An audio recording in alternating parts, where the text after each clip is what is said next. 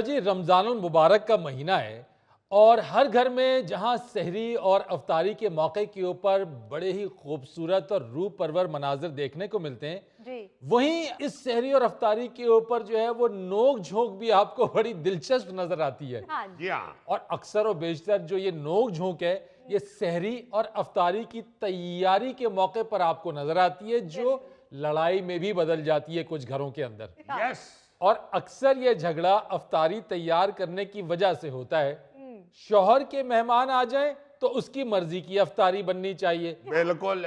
और अगर बीवी के मेहमान आ जाएं तो उसकी मर्जी का खाना बनना चाहिए। बिल्कुल। ओ जी, खाना तो जो बनना था वो तो बन गया। इस जनाब ने तो फ्रूट चाट पे रट्टा डाल लिया। ओहो। मैंने सिर्फ इतना कहा, मैंने फ्रूट चाट बनानी है, सारा सामान आती दफा लेते आइएगा। ये जनाब मुंह उठा के सिर्फ 2-3 चीजें ले आए हैं। ओहो भाई, जब दही भल्ले बने हुए थे तो फ्रूट चाट की क्या जरूरत थी? और जनाब ने जो लिस्ट फ्रूट चाट की दी थी वो भला क्या थी? 2 किलो अमरूद, 2 किलो अनार, 2 पपीते, 1 पाव बादाम, 1 पाव काजू, 1 पाव किशमिश, 1 पाव खुरमानी, बस बचता है 1 पाव के ना मेहमानां नू लम्या पाओ। ओ माय गॉड, ये गल वध गई है जी। हाय हाय हाय, गल वध गई है। बिल्कुल ऐसी वैसी। अच्छा भाई होरां दा कद नहीं वधिया, गल वध गई। लो, अपनी इज्जत अपने हाथ में होती है भाई साहब। नहीं नहीं, वो तो मुझे आपके गुफ्तगू से ही अंदाजा हो रहा है। नहीं तो वैसे माफी चाहता हूँ मैं, ये जो आपने फ्रूट का भाभी सामान लिख के दिया है, ये तो भाई साहब दी महीने दी तनख्वाह च फ्रूट चाट ही बननी सी।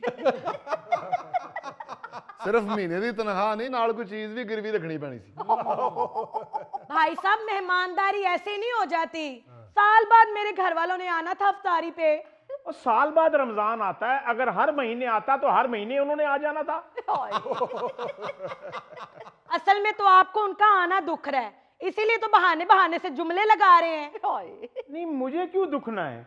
ये जब पिछले हफ्ते मेरे घर वाले जब आ रहे थे तो तुमने साफ कह दिया था कि मेरे तो सर में दर्द हो रहा है, जो कुछ लाना है बाजार से ले आना, और हाँ, आलू वाले समोसे और पकोड़े हो बस।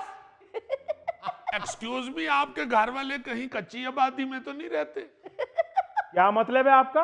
वो भाभी ने सामान कच्ची आबादी वाला ही बताया है। सुन लिया? नहीं, अब तो पेंसिल से लगता है कि मकान पक्के बना लिए होंगे। ओ पक्के मुंह वाले, मेरे घर वाले जौहर टाउन रहते हैं। ऐसे बीवी, मैं माफी चाहता हूँ, आपने अपने मैके वालों की आमद पे तो अफ्तारी की तैयारी बड़े धूमधाम से की, लेकिन ससुराल वाले जब आपके आ रहे थे तो उस पे सिर्फ समोसे और पकोड़े। ओ जी, मैंने तो इन्हीं की बचत सोची थी। मुझे क्या, जाएं लुटाएं जाके अपने घर वालों पे पैसे। मेरे घर वाले आए तो मैं पैसे लुटा रहा हूं, तुम्हारे घर वाले आए तो मैं सवाब कमा रहा हूं। मैं माफी चाहता हूँ, ये तो हर पूरी दुनिया में हर बीवी की यही राय होती है। हाँ जी। शोहर को यही समझाती है कि सवाब सिर्फ ससुराल की खिदमत का। ये सिर्फ आप लोगों के सामने शर्मिंदा करने के लिए मुझे ये सब कुछ कह रहे हैं, वरना बताएं, मैंने सर दर्द में उठ के आपके घर वालों के लिए खाना नहीं बनाया? जी बनाया था खाना, चने वाले चावल और साथ भी चने। वो इसलिए बनाया था कि आपकी बहन साहिबा को चने वाले चावल ही पसंद थे, वरना मैं बिरयानी भी बना लेती। जितना टाइम मुझे ये बनाने में लगा है, उतना ही टाइम बिरयानी बनाने में लगना था।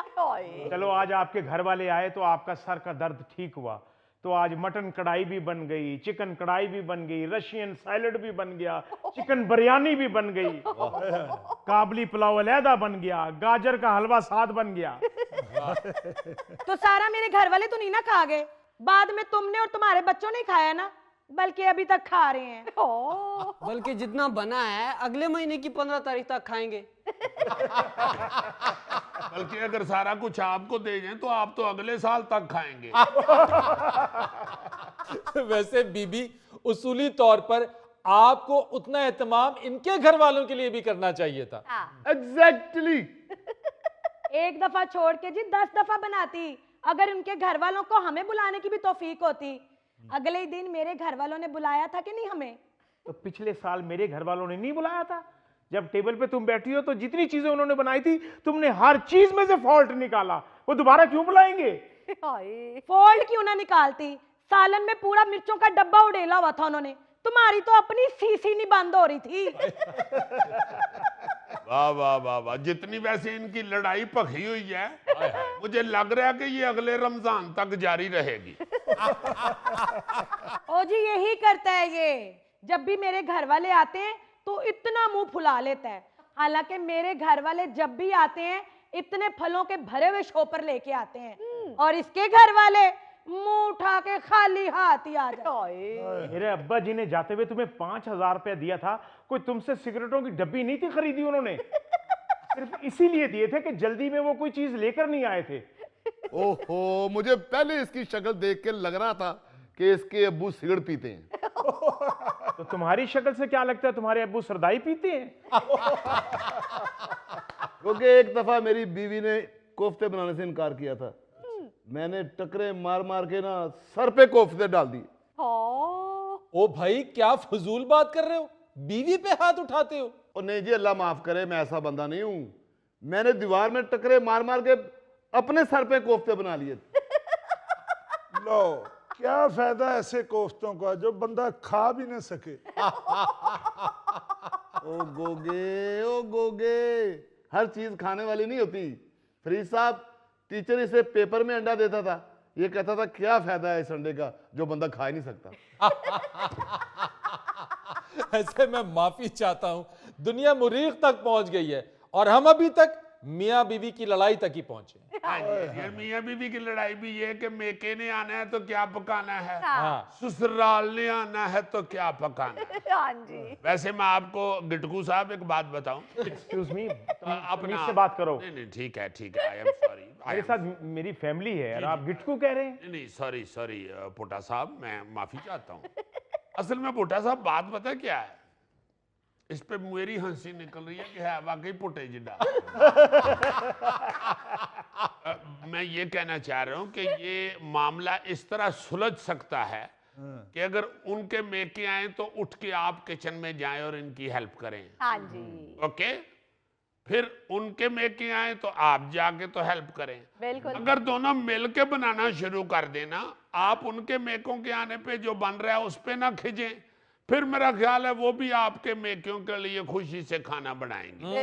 यस, अब मैं दफ्तर जाऊं या इसके साथ किचन में भी काम करूं? तो जब आपके अपने माँ बाप आते हैं तो फिर आप दफ्तर से छुट्टी कर लेते हैं। हद हो गई यार, जब माँ बाप आएंगे तो छुट्टी करना तो बनता है। तो ससुराल भी माँ बाप हैं, उनको भी माँ बाप समझें, उनकी दफा भी छुट्टी करें, वरना आपकी छुट्टी हो जाएगी।